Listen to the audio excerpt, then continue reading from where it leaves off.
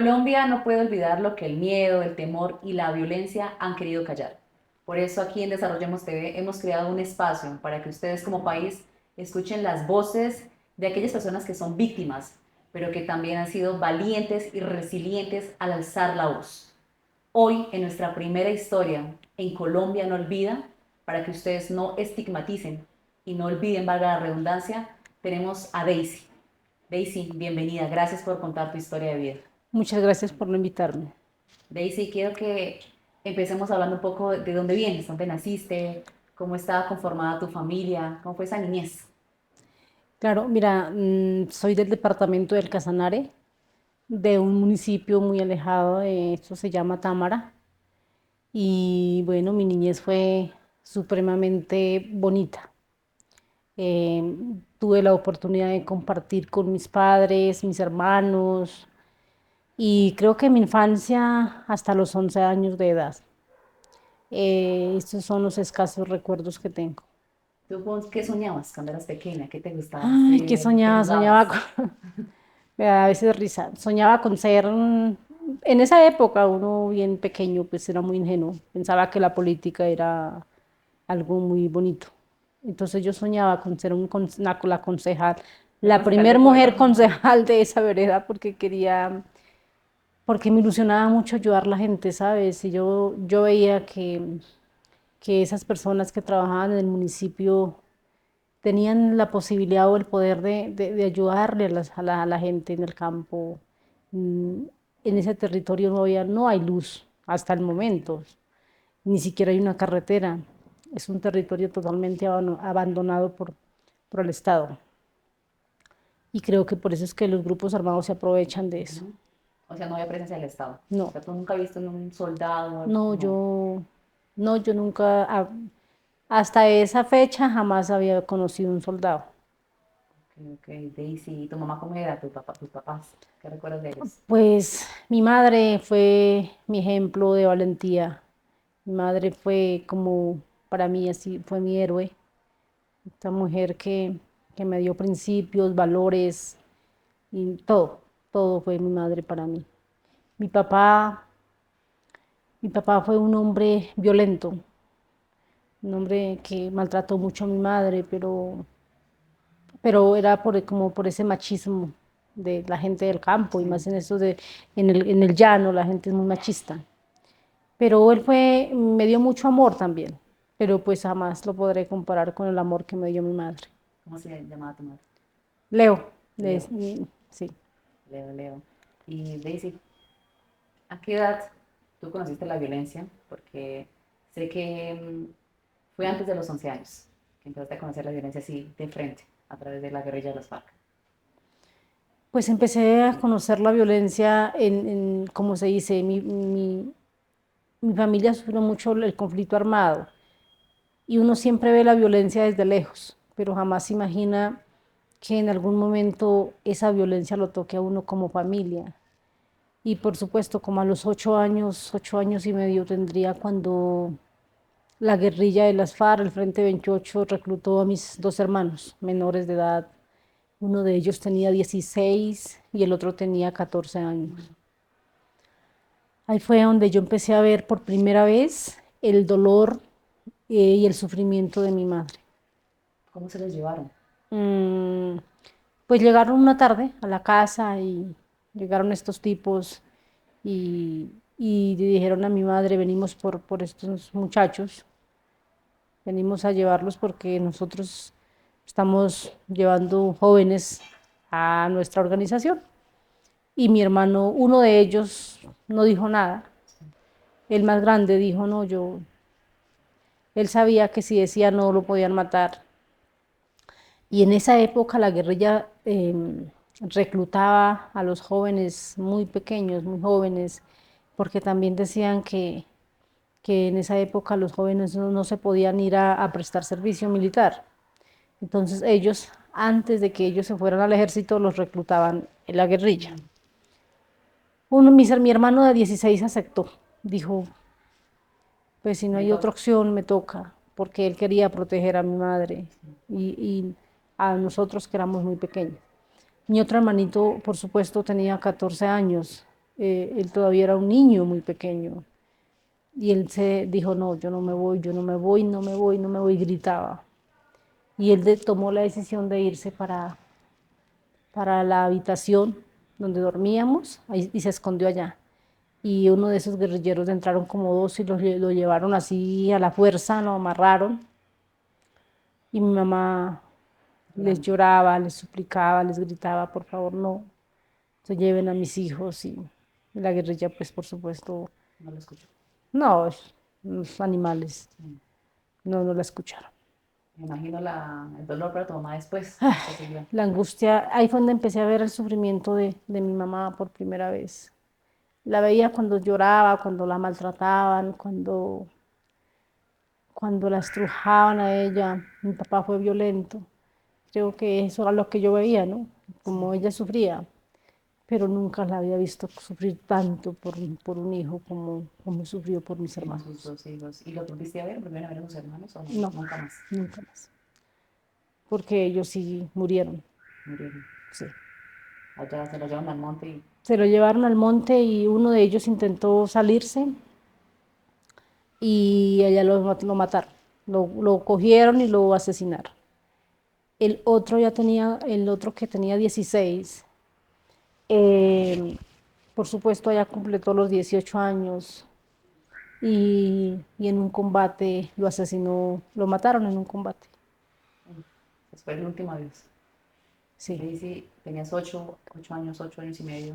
más o menos. Y después, un año y medio sin pensarlo, ¿no? Menos tu mamá. ¿Cómo fue esa noche, ese día en que Pues mira, llegaron? fue como año y medio más o menos después de lo que habían reclutado ya mis hermanos. Pues mi mamá siempre sufrió, ¿no? De hecho, mi mamá murió producto de ese sufrimiento, Esa pena, ese dolor. sí, de esa pena por sus hijos. Porque es que no solamente me reclutaron después a mí, ¿no? A los 11 A años. los 11 años también reclutaron a mi hermana. Tu hermano, ¿qué edad tenía? Mi hermana tenía como 16 años y ella cuando intentó escapar, yo pues obviamente ya no estaba allí en este grupo, a ella la desaparecieron. Y este es el momento que nosotros no sabemos Ay. de su paradero. O sea, te reclutan a ti y a tu hermana, a las dos, Sí, al mismo tiempo. no, O no, sea, no, como, no. Después de mí la reclutan a ella. o sea, 4 hermanos Sí, en una familia. sí. O sea, mi familia me la destruyó las FARC por completo. Pero bueno, pasaron un año y medio de ese reclutamiento forzado de mis dos hermanos y mi mamá siempre guardaba esa pena y siempre ella fue muy creyente en Dios. Entonces un día me dijo, y creo que era para unas fiestas del campesino, que le llamaban por ahí las Las fiestas, típicas del pueblo. las típicas, las fiestas así. Me dijo, vámonos para el pueblo porque yo necesito ir a pagar una promesa, porque yo guardo la esperanza que si yo voy y pago esa promesa, pues mis hijos regresan. Le dije a mi madre, bueno, nos fuimos, yo era una niña de 11 años, yo no tenía ni idea.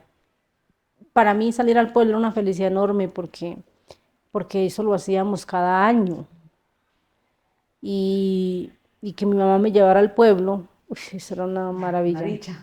Una dicha porque a mí me encantaba en esa época que me gastaran un pan, Un que helado, me algo. dieran un boli, le dicen a los bonais, no sé cómo Sí. se llamarán ahora.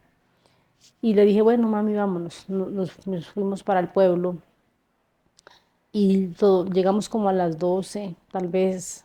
Mi mamá efectivamente pagó su promesa, hizo todo lo que iba a hacer en el pueblo. Pero desafortunadamente mi mamá dijo, no, no nos podemos ir, nos vamos a quedar acá, mañana nos madrugamos. Y nos fuimos a una casa que nos dieron hospedaje. Eran como las 10 de la noche cuando llegaron dos hombres y una guerrillera totalmente armados y una camioneta de Platón. Y le dijeron a mi madre, venimos por la muchacha, Que eras una niña. que pues yo era una niña de 11 años. Y mi mamá les dijo, pero ¿cómo así que vienen por ella? Ella es una niña. Mejor dicho, ella les hacía ver, les decía, miran, es que es una niña pequeñita, y no se la pueden llevar, por favor. Ustedes ya me llevaron dos de mis hijos, no me hagan esto. Inclusive mi mamá ofrecía su cuerpo, ofrecía su vida porque se quería canjear por mí. Le dijo mi madre a estos guerrilleros, si ustedes quieren una niña para abusar, abúsenme a mí. Hagan todo lo que quieran con mi cuerpo. Si quieren, yo me voy con ustedes. Y yo dejo a mi hija, pero dejen mi hija. No, no, no, no. Le dijeron a mi madre, ustedes no nos sirven, venimos es por ella.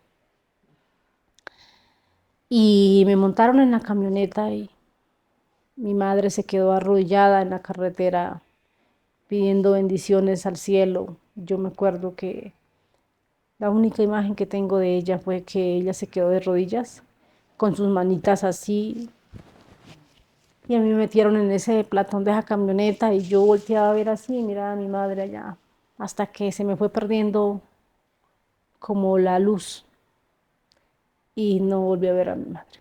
La última vez que la viste con los niños. Fue la última vez que de pronto vi a mi madre cuando yo era niña. ¿Y qué pasó después de esa noche? ¿En qué pensabas? O sea, ¿qué No, pues para mí sentías? fue una tortura cuando uno lo despegan del seno de su madre. Es el dolor muy grande, es el dolor más grande que uno puede tener porque es que uno es un niño y uno como niño su felicidad es su mamá. Por lo menos para mí mi felicidad fue mi madre. Y, y no me llevaron a un campamento que tenían como acá unos 20 minutos, media hora de ese pueblo. Y llegué allí, pues era de noche, ya era como las 11 de la noche. Me dijeron, se acuesta ahí, me tendieron como un plástico en el piso, en medio de la nada, en una platanera. Me acosté ahí.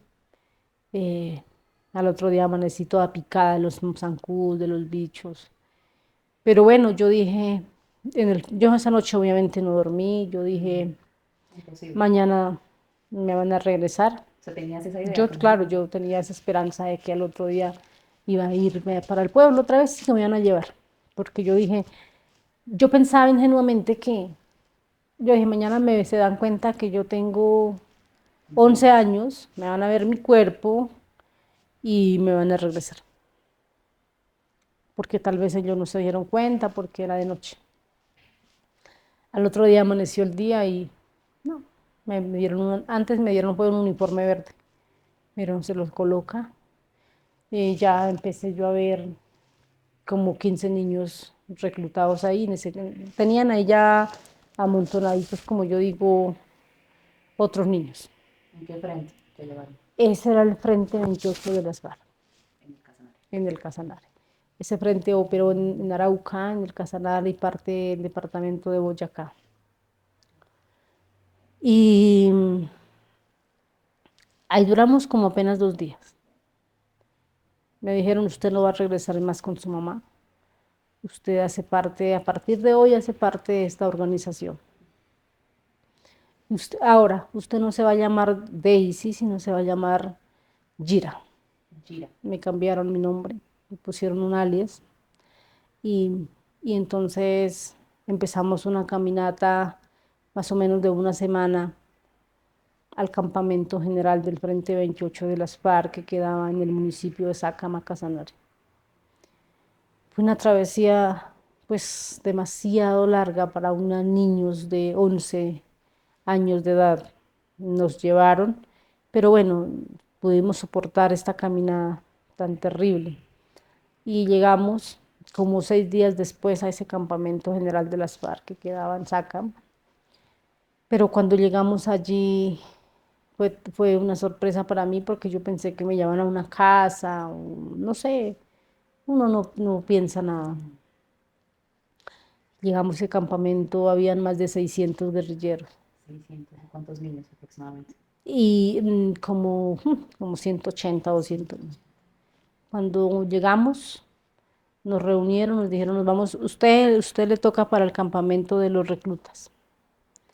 Y el campamento de los reclutas era donde habían solo niños, niños de mi edad, niños de 11, niños de 12, 13 años de edad. Niños. Los Niños y separaron niñas, de ¿no? todo, de Sí, sus familias, le quitaron la vida. Le sí, quitaron. todos ahí.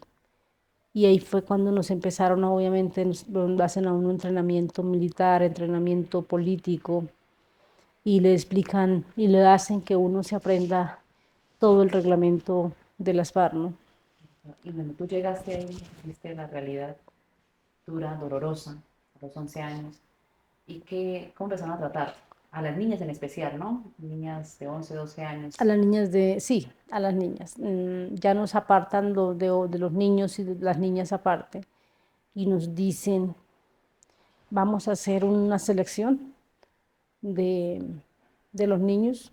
Ustedes se van para tal parte, nos llevaron a una casa, a una carpa, allá le decían una caleta, a lo que eran carpas. Hacían una carpa y ahí tenían como una cama de varas, de palos, de tabla, bueno.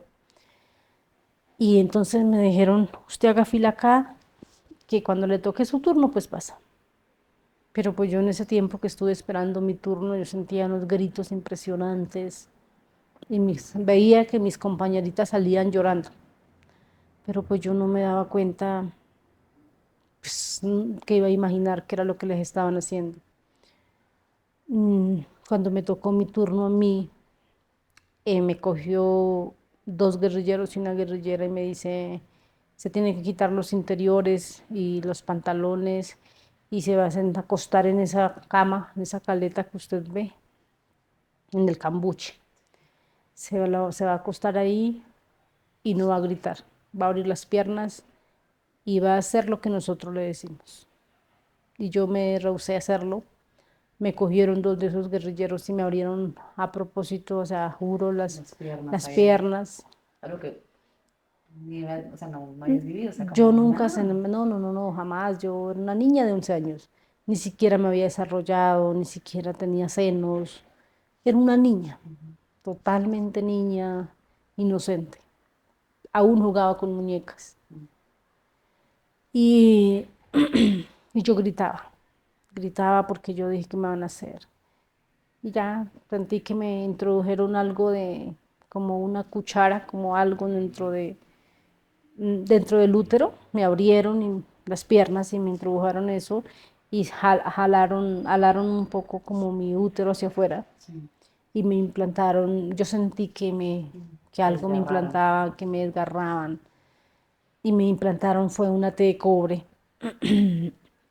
un método de planificar, que después que yo entendí, eso se llamaba una T de cobre, un método de planificar. ¿Por qué hacían esto?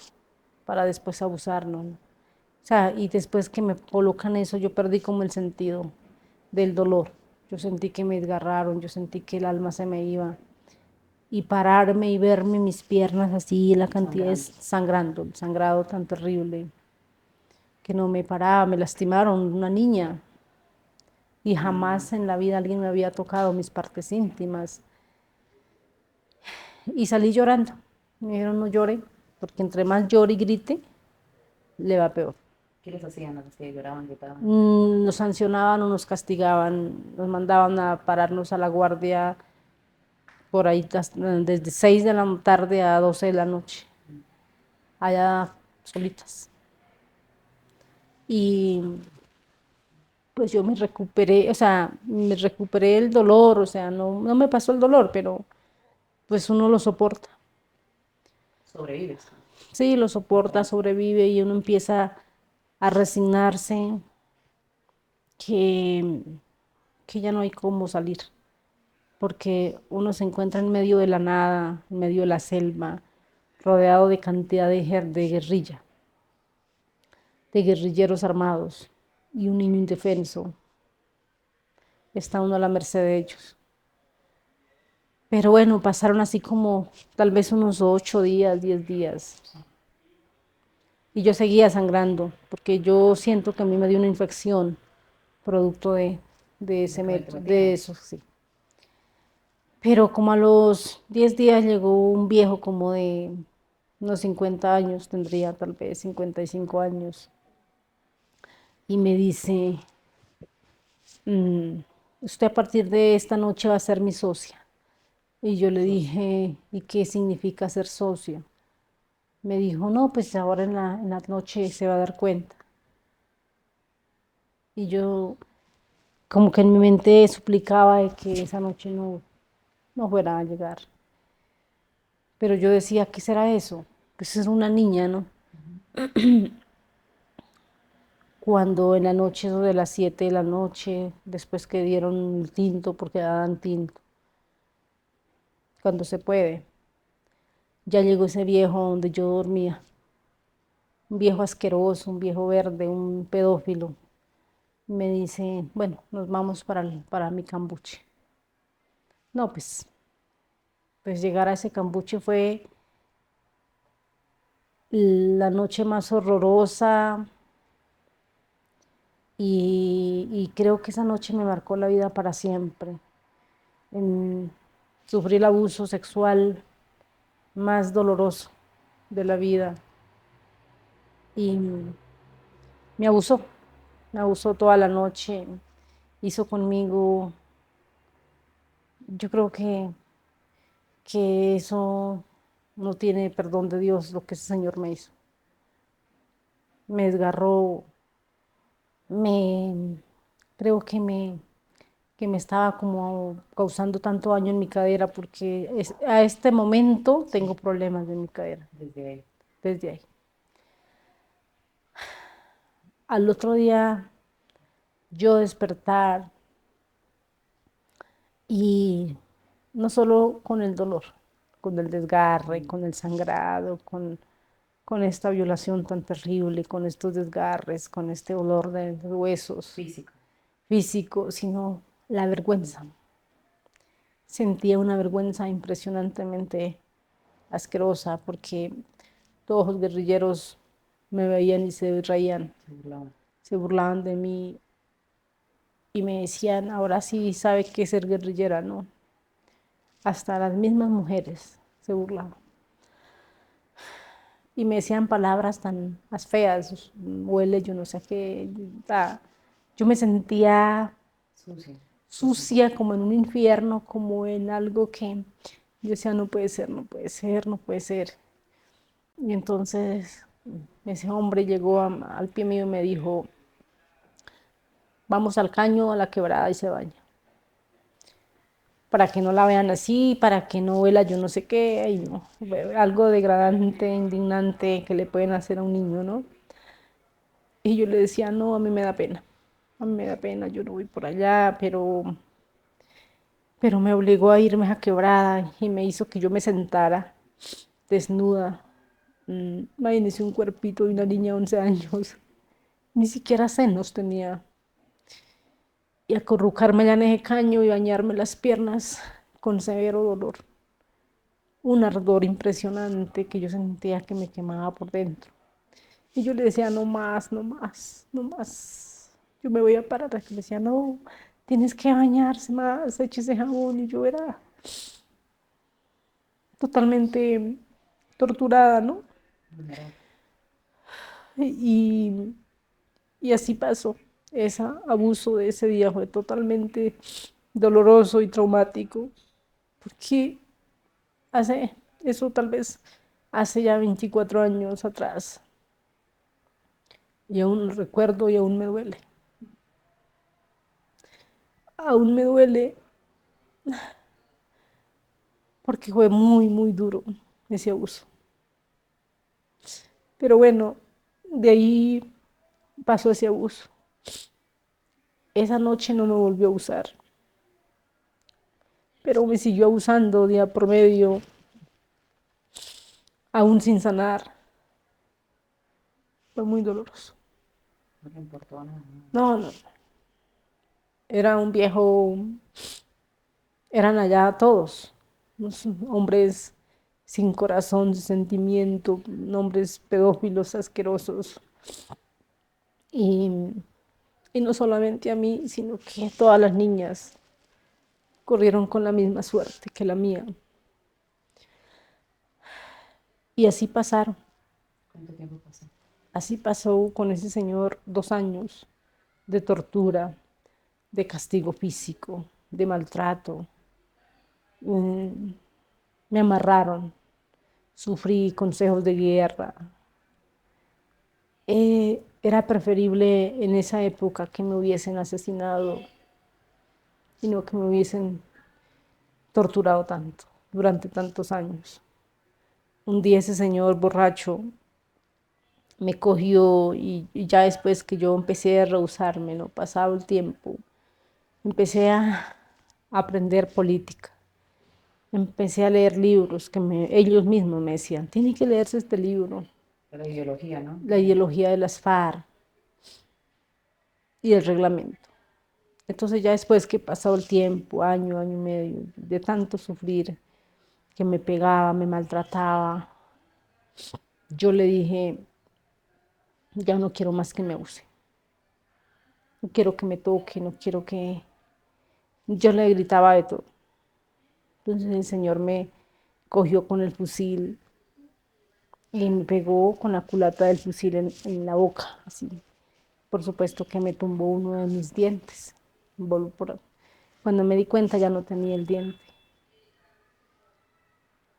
Y ese día me regó el diente con la culata del fusil. Otro día de castigo porque yo traté de defenderme, porque me pegaba con unos bejucos que le llaman por allá, unos palos que queman, Sí. que cuando le pegan a uno Era la mano. cuando lo azotan, queda como si lo quemaran. Me pegó tanto que todo mi cuerpo quedó totalmente azotado y quemado. Y yo como que traté de defenderme, o sea, como ponerle la mano. Y lo que hizo fue quitarme la mano y me la puso encima de una piedra y me pegó en la mano. Entonces me quebró, este dedito está torcido, esta mano es totalmente torcida, este me lo quebró, y este uña voló lejos, por eso es que esta es así. Me torturó terrible ese día, me quebró la mano. Tantos maltratos, tantos abusos.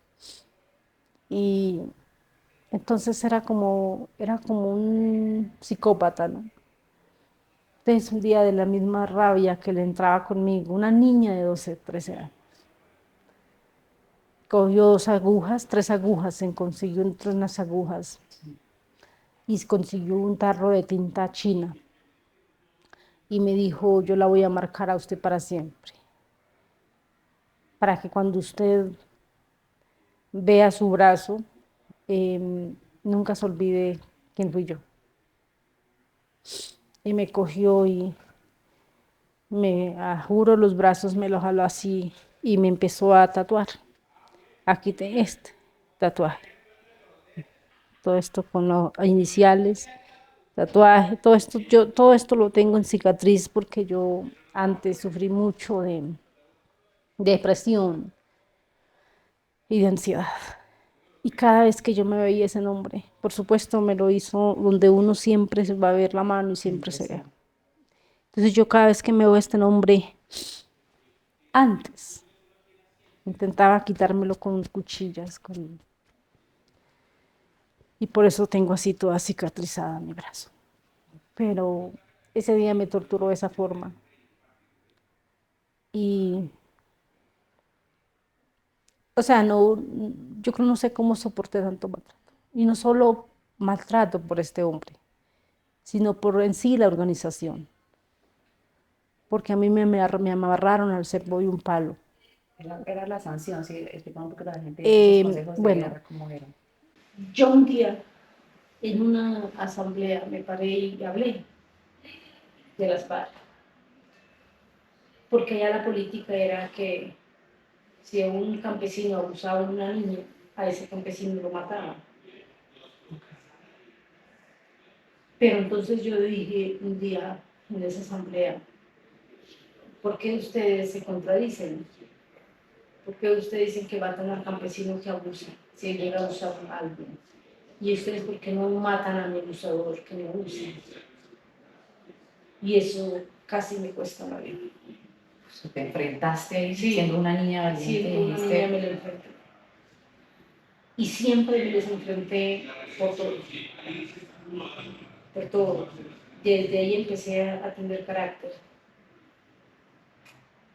Y creo que el miedo lo empecé a transformar, lo empecé a transformar en rabia, en odio y en el deseo de explicarme. Y entonces me amarraron. Fue el castigo. Fue así. Amarraron al cepo de un palo, así como en el parque, sin un palo, al sol y al árbol. ¿Sin comida? ¿Cuánto? Me daban una comida, no me daban más. Y un vaso de agua a la mañana, me notaba mediodía y me notaba. Y ya no, hace mucho calor. Y yo prácticamente vivía deshidratada. A los 8 días me llevaron de frente de todos los guerrilleros del frente del 28. Y allá hacen los consejos de guerra. Y los consejos de guerra es donde nombran a un, bueno, el juez es las personas que votan, pero ponen un fiscal, uno que lo defiende a uno. Bueno, toda una estructura. Sí, todo así, pero jugar por la vida. Y empiezan a decir, ¿usted por quién vota? ¿Usted por qué vota? ¿Por fusilamiento o por sanción? Y esa gente empieza a votar. Pues si uno le quiere que lo maten, pues por fusilamiento, el otro por sanción, así. Y afortunadamente en ese consejo de guerra, pues, y en todos los que me hicieron, fueron como 4 o 3, gané para la sanción.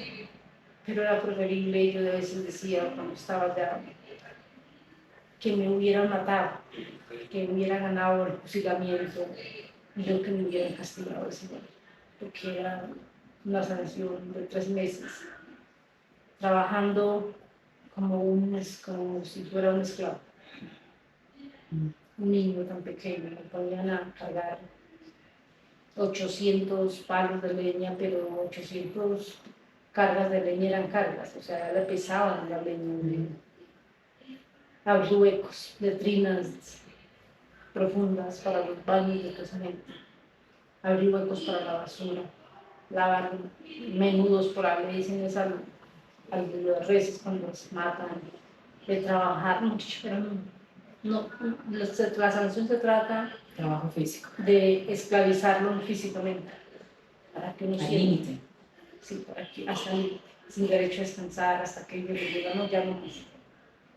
Y de ahí a pararme 3 meses de seguido a la guardia, a prestar guardia. Sí, mucha gente se preguntará, ¿qué pensabas como que te hizo sobrevivir? Como, ¿qué pensamiento? ¿Cuál era tu esperanza como para decir, tengo que resistir, voy a resistir? Bueno, la fe en Dios, ¿no? Es siempre la que me ha sostenido hasta estas horas, hasta este momento de la vida. Pero sobre todo la esperanza de volver a ver a mi madre, me sostuvo. Doña Leo. Sí, mi leído. Siempre quise volverla a ver, siempre quise. Sabes que tanto trauma que sufrí allá y maltrato, se me estaba olvidando el rostro de mi madre. Y yo decía, yo no puedo permitir que se me olvide. Yo no puedo permitir que se olvide cómo es mi madre.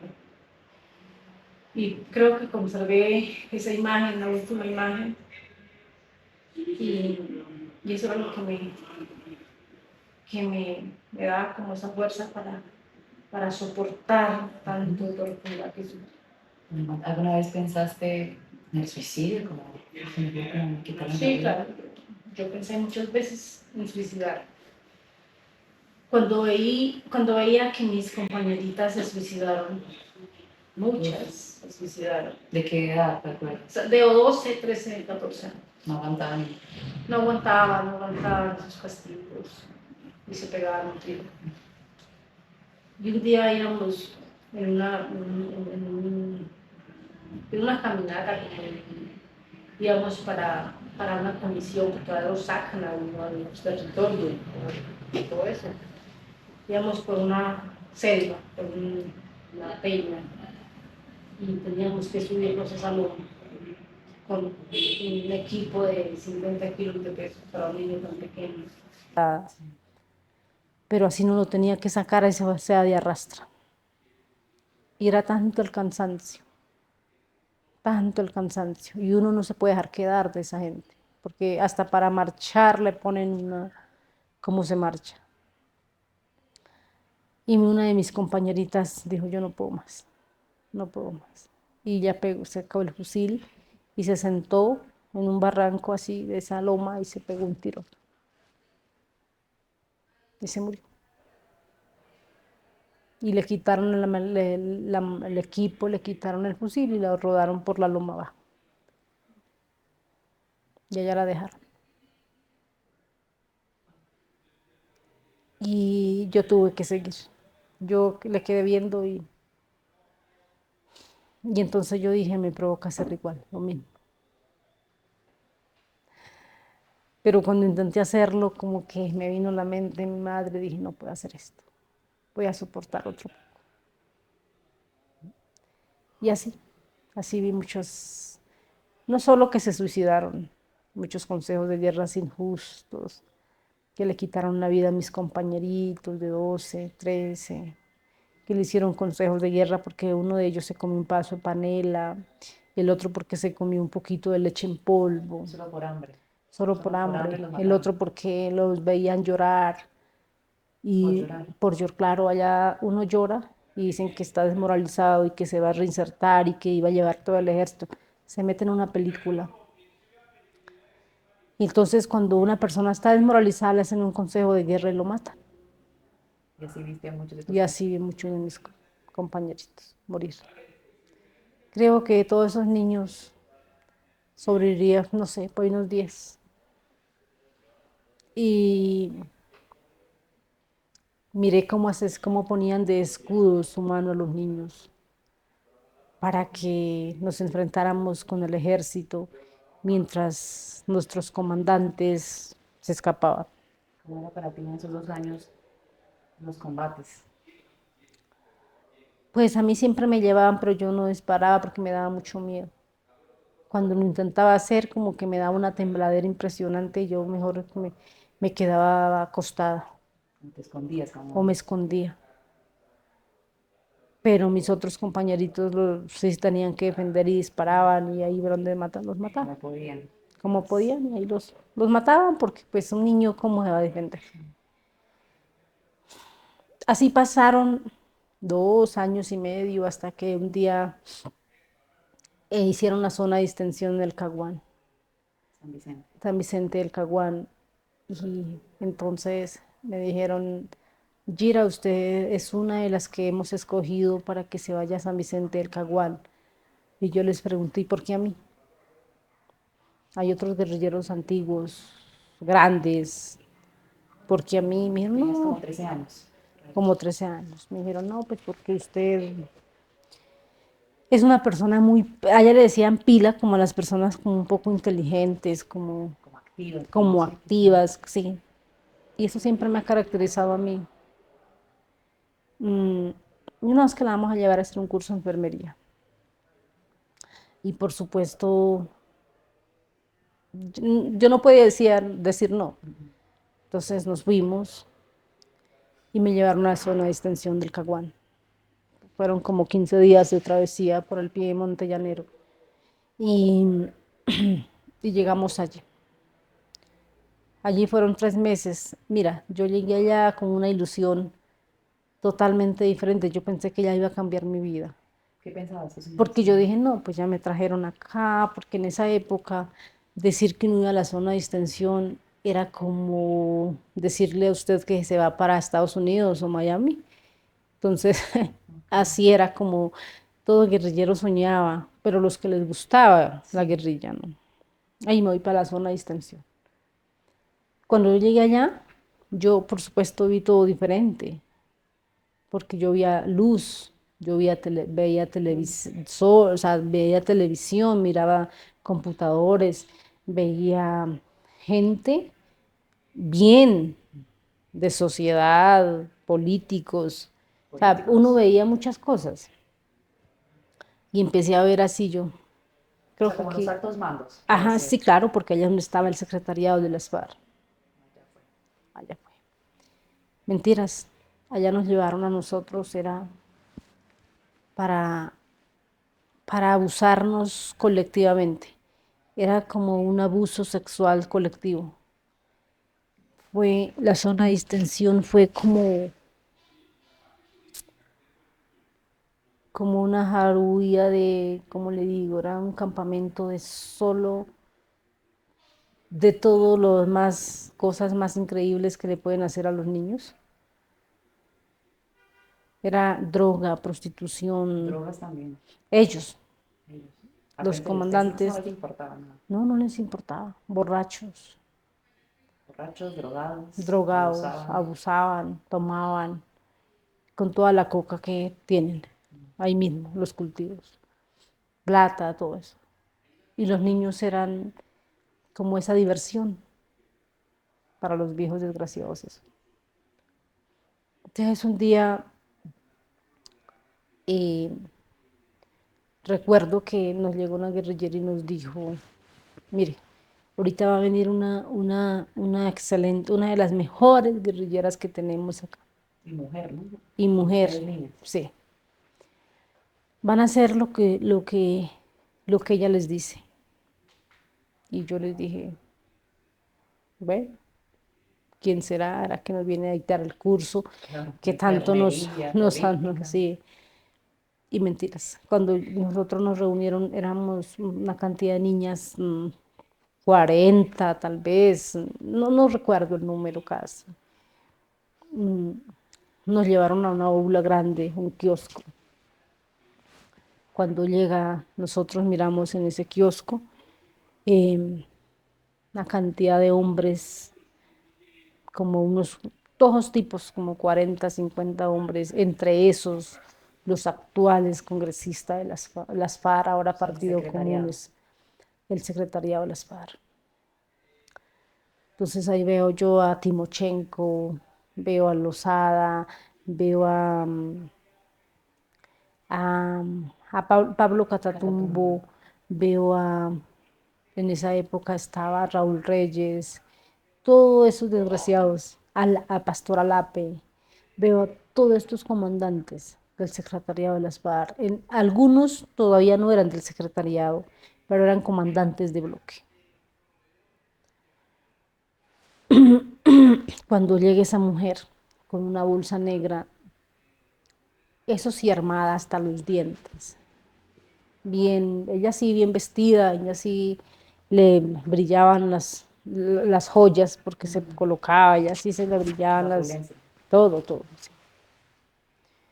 Y nos dice, bueno, nos empieza a tirar la ropa interior, así como, tome usted con esto, color negra, nunca se me va a olvidar.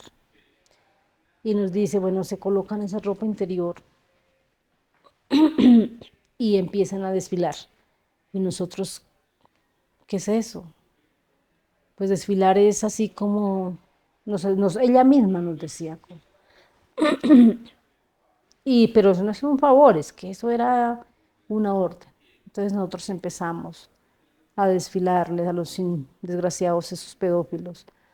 Y desafortunadamente ese día me escogió Pablo Catatumbo.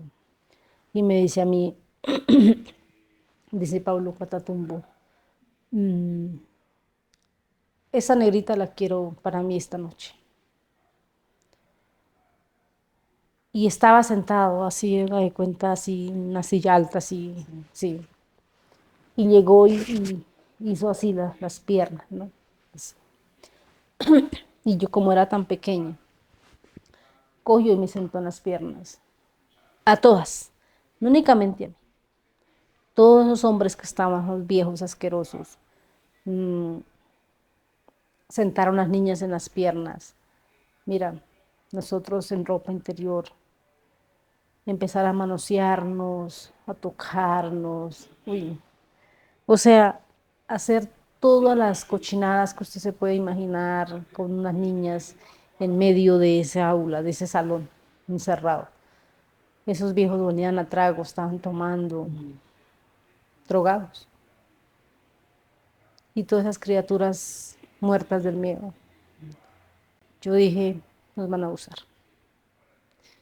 Cuando ya se cansó Pablo Catatumbo de manosearme, de hacerme todo lo que se le dio la gana, me llevó para su cambuche y me abusó totalmente, asquerosamente, otro abuso sexual que no se me olvida.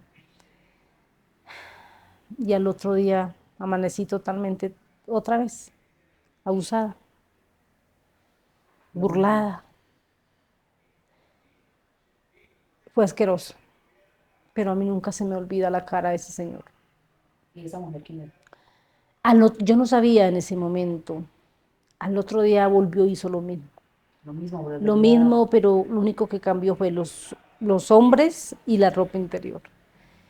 Entonces yo le pregunté a las otras guerrilleras del campamento, ¿quién es esa señora? Y ya todas empezaron a decir, esa señora es Sandra, ella no se llama Sandra, es Griselda Lobo. ¿Quién es Griselda Lobo? No, ella es la mujer del comandante Manuel Marulanda. Ella es la enfermera. Ella fue radista, fue enfermera, era la que practicaba los abortos forzados en las FARC. ¿Cómo le llamaban? Carnicera. Por algo le dicen carnicera, ¿no? Porque ella era la que practicaba los abortos forzados. Muchas de esas niñas que ella le practicó esos abortos murieron en el monte de infección. Y muchas niñas, mira, hay miles de testimonios que le sacaron al bebé vivo y lo mataron. Ahí, o sea, Sí, claro, abortos, pero también abortos. sacaban bebés. Claro, mataban niños de 7 meses de gestación. Bueno, es una criminal asquerosa. Ella mató a miles de niños en este país, aún en su vientre, sin que las mamás se lo No, pues, permitieran. les A juro, tocaba, les tocaba. pues no los mataban igual. Y es increíble, de verdad, que en este país no hay justicia, porque no solamente nos torturó, sino que mató a miles de bebés en el vientre de su madre. O sea que ella era como las que las mandaba a ustedes para que la violaran. Esa mujer sí. A mí me mandó a usar 2 veces, es esa mujer, ¿no? Con Pablo Catapán. La primera noche con Pablo Cadatumbo y la segunda noche con otro viejo. Sí. Bueno, así pasó esa noche, pasaron llenos de abusos, así, hasta que llegó un día y nos dijeron, bueno, ustedes se van a ir al campamento, Al que estabas antes, del al campamento frente de 28. origen, al Frente 28. Y, y me devolvieron otra vez, pero me devolvieron a seguir sufriendo lo mismo, a seguir con el mismo viejo que me abusaba durante años, a maltratarme. Entonces un día, pero gracias a Dios, después que yo regresé de la zona de distensión al Frente 28, no duré sino como 2 meses más. Porque un día me dijeron, nos vamos, usted ya viene, mejor dicho, capacitada de la zona de distensión, entonces nos vamos a combatir. Nos llevaron a 15 niños como escudos de los comandantes. Y hubo un enfrentamiento y nosotros nos tocó enfrentarnos con el ejército. Yo no disparé tampoco. Los otros niños yo creo que dispararon al aire, ni siquiera alcanzaron a disparar. Miré que todos mis compañeritos se murieron. Todos los mataron. Mientras los otros se escapaban, nosotros nos quedamos ahí. Mataron a los 15 niños que iban. La única que salió viva fui yo, La única sobreviviente. la única sobreviviente. Yo lo que decidí fue escaparme, buscar como un refugio para, mientras escuchaba todos los Los tiros, disparos. los disparos, yo dije, yo me voy a esconder. Me escondí. Ya después que pasó como una media hora, yo no escuché más disparos, ni más granadas, nada de eso. Yo dije, pues uno es un niño ingenuo. Yo dije, bueno, entonces yo sentía que mi bota andaba como si tuviera agua por dentro. Una encharcada. Ajá. Y yo me quito la bota y me miro la bota llena de sangre. Estaba total de sangre. Me hirieron en la rodilla. Tengo aquí, ¿no? Una cicatriz. Sí, me hirieron. Y entonces lo que hice fue quitarme ese pantalón, me quité la camisa, me quedé solo en un bicicleterito que cargaba y una camisita de tiras por dentro. Y salí caminando me fui caminando por el potrero. Y no, pues no fue más lo que caminé cuando me encañonaron el ejército. Me dijo manos arriba, si no la matamos. Y yo cumplí los 14 años en ese noviembre. 14 años. Sí, y entonces me rescataron, me llevaron, bueno, estuve en la cárcel de mayores, sufrí mucho. Después me entregaron al Instituto de Bienestar Familiar y me trajeron para Bogotá. Para Bogotá. Sí. Tú con la ilusión, yo creo que ver a tu mamá, ¿no? Era como Yo quizá siempre, nunca perdí la esperanza de conocer a mi madre, volverla a ver, pero para que eso ocurriera pasó muchos años. muchos años, o sea, llegaste de Chopal y Bogotá. Bogotá. ¿Y cómo te quedaste ahí en Bogotá en ese viaje? 5 años, más de 5 años, porque yo estuve hasta los 18 años. Hasta los 18. ¿Y ahí qué pasó? ¿Cómo fue enfrentarse otra vez como a la realidad? Como Pues de, fue en un hogar, en hogares de bienestar. Pues también lo tienen uno encerrado, nunca lo dejan ser independiente, todo el tiempo con profesores, educadores. Bienestar, en 5 años me dio, ahí aprendí ahí hice mi bachillerato, ahí hice muchos cursos. Em, Me dio un poquito como las herramientas en educación, un poco, ¿no? Porque ahí terminé, me dio comida, pero no me dio amor y también me abusaron te abusaron, el ICBF? en el ¿Quién te ICB. abusó? Un profesor de los que nos cuidaba de noche. A ti, imagino que A mí y a más. las otras niñas las abusó. Nosotros dijimos, mire que es que nos abusaron, prefirieron cambiar ese señor que hacer algo. O sea, nunca lo judicializaron, nada, no les creyeron. No, no me creyeron. No les creyeron. Para ti, ¿cómo fue otra vez con este encuentro? Pues ¿Qué? volver otra vez a la historia de abuso, ¿no? Volver otra vez a que lo vean tan vulnerable y que lo vuelvan a abusar, eso es muy doloroso. Y más que venga de los que supuestamente protegen a los niños. 5 años. 5 años. 5 años ahí. Y ahí sé que conociste a alguien especial en ese momento. Sí, cuando yo llegué tenía 13 años y el papá, ahora es él es el papá de mis hijos mayores. Él tenía 14, él me lleva un año únicamente. Venía también de un mundo de abuso, porque él también fue reclutado De las FARC. de las FARC, pero de otra parte. Él también fue abusado por el Lozada, por el que alias Tornillo El que le dice. tornillo. Ajá. Pero bueno, era un niño que también lo abusaron a los 11 años, llegó a los 12 a bienestar. Y de tanto uno que comparte tantos años en bienestar, pues como a los 2 años después me fijé en él. Yo os digo que fue mi primer novio en mi vida, porque fue la primera persona con la que yo quise Que estar, tú decidiste. porque yo lo decidí, porque me gustó. Y ahí conocí al papá de mis hijos. Y ahí en bienestar familiar, tuve mi hija mayor. Tu hija mayor Sí, ahí. yo quedé en embarazo en bienestar a los 17 años. ¿Y cómo fue la noticia para ti, no? O sea, como ser mamá.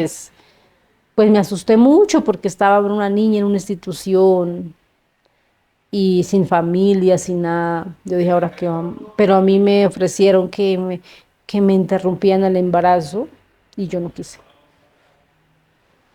Les Era una dije, ilusión no, no, con tu no, yo les bebé. dije no. ¿Por qué? No lo hice porque yo dije, no sé si algún día voy a volver a ver mi familia. Y mi única como algo para aferrarme a la vida, después de tantos años, mi hija. Y la voy a tener, pese lo que pase, pero la voy a tener. Y tengo mi hija, es una bendición de Dios tener a mi hija. Y así pasaron los años, completé los 18, mi pareja cumplió los 19 Y y, salieron. y nos fuimos a hacer la vida, a enfrentarnos a un monstruo de ciudad como Como Bogotá. Bogotá. Y nosotros jamás en la vida habíamos tenido la oportunidad de vivir en una ciudad, de trabajar, de bregar a vivir como nosotros pudiéramos. porque bienestar no estuvo ahí, pero ya después nos soltó. Y ya, bueno, ya hacer una vida de hogar, pues tuve mis 3 hijos, Solo tuviste 3 hijos. con él tuve 3 hijos. Yo tenía 21 años y ya tenía mis 3 hijos. Pero desgraciadamente el papá de mis hijitos no pudo recuperarse de esos traumas de la guerra, del conflicto armado, y empezó a volverse agresivo conmigo y a maltratarme. Y entonces yo dije, yo no puedo permitir tener una agresora en mi vida, después de lo que yo viví, con el dolor de mi alma, porque yo no quería separarme, yo no No quería querías. que mis hijos se quedaran sin su papá, porque finalmente él no tenía la culpa de su conflicto tan O sea, él nunca terrible. pudo como... Él no Que es pudo tener duro, ayuda, duro no sanar pudo eso. superarlo, Duro, no duro. pudo. Yo le decía, no, no pudo. Y lo que hizo fue transformar esa rabia contra mí, desquitarse como, O sea, te como pegaba. conmigo, como era uno el que se levantaba, por ejemplo, a las 10 de la noche Sí. y él soñaba que lo estaban abusando y él me cogía por el cuello. Y yo le decía, no, no, no, no, mira que soy yo, soy Daisy, no me pegue. Como que reaccionaba y me soltaba. Pero fueron episodios muy dolorosos también de maltrato con él. Pero bueno, yo tomé la decisión de separarme cuando tenía 21 años. Mi hija menor de él tenía 6 meses. Me separé con mis 3 hijos. Y también cómo fue afrontar la vida de la gente, por así decirlo, la sociedad civil. ¿Cómo te...? Mira, tengo 38 años actualmente. Sí. Y enfrentarme a como a la estigmatización de las víctimas, que los revictimicen a uno todo el tiempo, es muy doloroso. Yo iba a trabajar donde me salga, iba a trabajar donde me tocara ir a trabajar. Y entonces yo a veces decía, no, es que yo soy desplazada, yo soy víctima, mire. ¿Usted es desplazada? Sí, yo soy desplazada, yo soy víctima de violencia. Yo fui, a ver, yo decir la palabra, que yo había estado en la guerrilla porque me habían reclutado, era como decir, no, me ponían acá como asesina, secuestradora, Guerrillera. ladrona, guerrillera. Te estigmatizaban. Sí. Y me echaban de los trabajos. Me echan de los trabajos. Aún. Es muy triste que uno salga tan maltratado del conflicto y que la misma sociedad sea tan indolente, con esa falta de empatía por las víctimas del conflicto. Es muy doloroso. Es muy doloroso. No, te pido perdón por aquellas Sí, personas que te han dicho eso y que te han sí. estigmatizado porque eres una víctima que ha sido fuerte. Y no soy una ladrona, yo no No, soy una persona mala, al contrario, le enseño a mis hijos valores y principios. Soy una persona muy humilde, pero algo que tengo claro es que mis hijos tienen que educarse y tienen que comer, por eso quieres trabajar. y tienen que comer porque yo tengo mis hijos que tengo que ayudarlos. O sea, ahí tenías 3. Ya después también conociste a alguien más. Pues yo no sé si, no sé qué es lo que le pasa, tal vez por la ignorancia en esa época, ¿no? Que como que uno no pensaba. Es que uno cuando ha sido abusado carece de autoestima, no se quiere, no se valora, siente que si alguien te habla, uno tiene que agradecerle, tan solo por el hecho de que se fijaron en usted, ¿no? Y no tenía autoestima, no me quería. Y andaba en la búsqueda que sería que lo amaran a uno de verdad. Creo que este es el momento que no conozco Ese amor. ese amor. Em, Siempre estuve en esa búsqueda y yo decía, bueno, eh, una niña del conflicto, una niña usada, em, y con 3 hijos, ¿quién se va a fijar en mí? Pero como a los 2 años encontré una persona Nada que ver con el conflicto, nada que ver con el conflicto. Tuvimos una relación muy bonita de 7 años y producto de esa relación me tuve 2 hijos más, tuve 2 hijos, mis niños que son mis bebés ahora. Uno tiene 12 y el otro tiene 8 años. Pero pues cuando supo la verdad, porque yo no le conté la verdad, No le conté al principio. yo me quería olvidar de eso. Pero Una vida después, nueva. sí, pero después que yo le dije, mire que yo, tal vez se dio cuenta por mis papeles. Dijo, ay, no, pero es que usted, bueno, ese fue el motivo y el detonante para separarme. O sea, que la violencia y la guerra te quitó a tu primer amor novio Sí, por el trauma y ahora te ajá, quitó el segundo. y el otro me quitó el segundo, porque me estigmatizó, ajá, y no pudo entender cómo estar con una, primero, para él era una exguerrillera, y para él era una mujer abusada, y bueno, en fin. Y ahí enfrentarte ahora Y ahí yo 5 le hijos dije, tú pues sola. váyase, porque no soy así, pero tampoco lo puedo obligar. Sí. Y no voy a enfrentarme a la vida sola, con mis 5 hijos, Desde hace 8 años. hace 8 años. Hace ocho Y años. ahí tengo mis niños. Daisy, ¿cómo fue para ti escuchar que se empezó a hablar de un proceso de paz en La Habana con este grupo guerrillero de las FARC? Yo nunca estuve de acuerdo con el proceso de paz. Eso no quiere decir que yo no valore la paz, pero una paz con tanta impunidad, una paz que olvidaron a las víctimas, una paz que lo hicieron para exaltar a criminales, una paz que le da todas las garantías a los victimarios y a las víctimas nos humillan. No puedo estar de acuerdo con eso. Y jamás estuve de acuerdo con eso. Mas, sin embargo, acepto porque estamos en una democracia y acepté el proceso de paz. Y cuando me di cuenta de que, bueno, ya se reinsertaron, ya se entregaron las armas, ya no hay nada de guerrilla, ya no existe, tomé la decisión de irme para mi departamento porque yo quería estar con mi madre, Verla otra vez. quería verla, quería estar con ella, quería cuidarla. Ella murió muy joven, pero me fui. Y yo dije, como ya firmó el proceso, ya eso no hay guerra, no hay nada, mentiras. Ahí me acabé de decepcionar de este proceso de paz. Cuando llegué, pasaron sino 3 días y llegaron las guerrillas y me desplazó. Me puso un fusil en la cabeza y me dijeron, ¿qué hace acá? Tiene 24 horas para que se salga del territorio Tú con tus hijos, a decir, con mis hijos. y te amenazar. Me amenazaron de muerte, me desplazaron. Me tocó volverme a dormir en cartones acá en Bogotá. Llegaste a Bogotá en cartones, Sí. en la calle, con tus hijos. Eh, Llegué y alquilé una piecita de esas que uno paga diario, Sí. en una olla. Yo no sé cómo Dios me ha sacado me ha favorecido, digo yo, no, me ha amparado de tanta cosa. Llegar con 5 hijos pequeñitos, no tener para dónde irme por culpa de la guerra otra vez.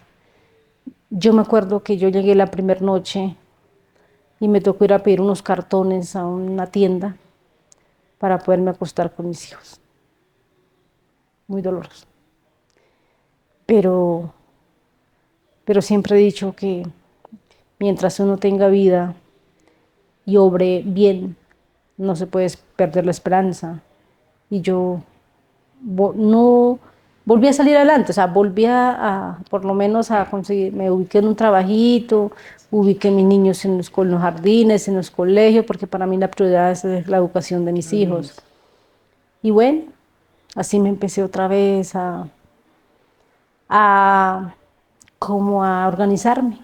Conseguí una camita, conseguí 2 casas. Y viene otra vez el 2022. Yo ya estaba que ya no aguantaba esta situación con la pandemia. Bueno, en fin, una situación muy, muy, muy difícil. Entonces, desafortunadamente mi madre muere Mi mamita murió de un cáncer, producto, digo yo, de tanto sufrimiento y de tanto estrés. Muere mi madre y yo tomo la decisión de irme al velorio. Y yo no puedo permitir que mi madre la entierren y yo no verla por última vez. Dije, ya han pasado tantos años del proceso de paz, yo creo que ya, 2016, sí, 2022. yo creo que eso ya se arregló bien Sí. y me voy. Llegué allá y volvieron a desplazar, a encañonarme Otra vez. otra vez. Casi me entierran con mi madre. Hablaron por mí la comunidad de Jalanir, pero yo ya había empezado a hablar por las víctimas. Ya había empezado, como se dice, a hacer mis pinitos, más en el departamento del Casanare. Entonces ya dijeron, no, es que usted es la zapa, usted es la que está hablando. Y no, volvieron a desplazarme en el 2022. Y ya no pude volver más. Ahorita sí que es definitivamente Peor. peor porque yo después del año 2022, 2023 ya dije, no, no puede ser la injusticia de este país. Empezaste a alzar tu voz, mucho más. Empecé, un día sentí tantas necesidades que me paré y me puse a pensar, es increíble que los victimarios estén en el Congreso de la República ganándose en 50 millones de pesos, sin pagar ni un día de cárcel estos pedófilos. Mi violador que me abusó gana 50 millones. La proxeneta de Sandra Ramírez, que se llama Sandra Ramírez, ahora la congresista, esté ganando 50 millones, dando cátedra de moral, mientras las víctimas sufriendo necesidades, en la pobreza absoluta, el Estado no nos voltea a ver, el Estado no nos abre la puerta. Sin indignizarnos, sin verdad, sin justicia y mucho menos Reparación. sin reparación. Obviamente, por eso es que se está volviendo a repetir todo esto. Yo dije, no puedo quedarme callada, porque yo no puedo quedarme callada. Y eso es no sé si es un defecto, una cualidad mía, pero nada de lo que me incomode me podré callar. Tomé la decisión, dije, yo tengo que hacer esto público, porque empecé a ver de que estos guerrilleros en el Congreso, Partido Comunes ahora, felices, hablando por las universidades, por los foros, por las universidades, por los medios de comunicación, y ellos dando cátedra de moral, y nadie los señala, nadie les dice la verdad, por miedo. Entonces yo dije, yo tengo que hacer algo. No puede ser. Yo voy a hacer visible mi testimonio. Y lo voy a intentar. Lo que pasa es que esto con el proceso de paz y todo eso, los medios de comunicación ya no quieren o no querían escuchar a una víctima, ¿no? Y fue muy difícil, hasta que por cosa de la vida contacté a periodistas y empecé a hablar. Y corrí con la fortuna de que empecé a hablar en una cadena radial muy famosa y eso se volvió viral. Otra vez se volvió a revivir las niñas víctimas de delitos de lesa humanidad, a contar la verdad, porque yo no estoy contando mentiras. Yo estoy diciendo mi historia, estoy contando mi historia. Y no solo mi historia, sino según la JED, de 18.677 víctimas acreditadas. Según la JED, fueron los niños abusados por las FARC. Y hace 3 meses aumentó ese número. No son 18.677 víctimas, sino son 78 víctimas, porque ya me acreditaron la JED. O sea, hace poco te acreditaron, hace poco. Yo llevo 20 años de mi vida luchando para que me escucharan, ¿no? Claro, la unidad de víctimas me certificó, pero la JED, en todos estos 8 años de existencia, ellos no quieren acreditar las víctimas de delito sexual. Hasta hace poco. Y a mí me acreditaron, pero porque mi caso ha sido muy público en este país. Y porque yo he dado entrevistas en muchos podcasts, en los medios, en todos los programas. hasta medios internacionales. ¿Y eso qué te ha costado, Daisy? Alzar tu voz, ¿qué te ha costado?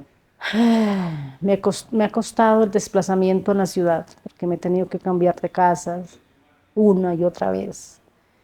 Me ha costado mi tranquilidad, me ha costado la zozobra de mis hijos, me costó mi trabajo,